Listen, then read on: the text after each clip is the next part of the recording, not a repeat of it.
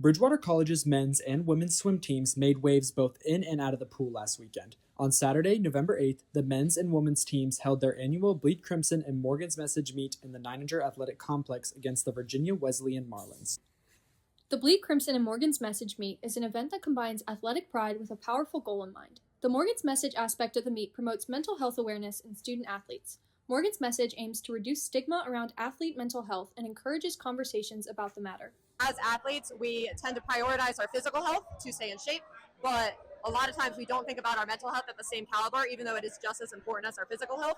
I think Morgan's Message really empowers us to focus both on our mental and physical health so that we can get support from our teammates, from our coaches, and from professionals if we need it. The event also highlights Bridgewater College's close-knit athletics department. Bleed Crimson encourages the mutual support of Bridgewater College's athletic teams. What do you think the importance of Bleed Crimson is for the athletic department?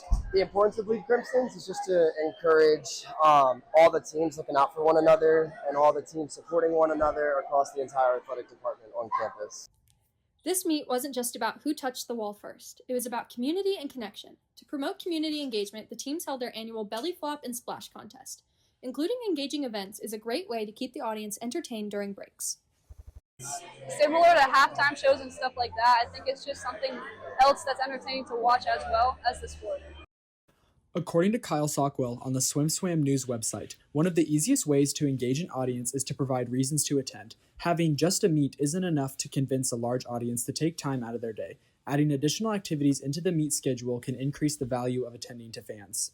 Swimmers put a lot of time into practice in comparison to the short amount of time they actually compete. Nate, why do you think audience engagement is important at swim meets? I think we put a lot of work in practice, and just seeing like friends and family show up to see like what we've been training for and how much work we've been putting in, I think it definitely helps us swim faster.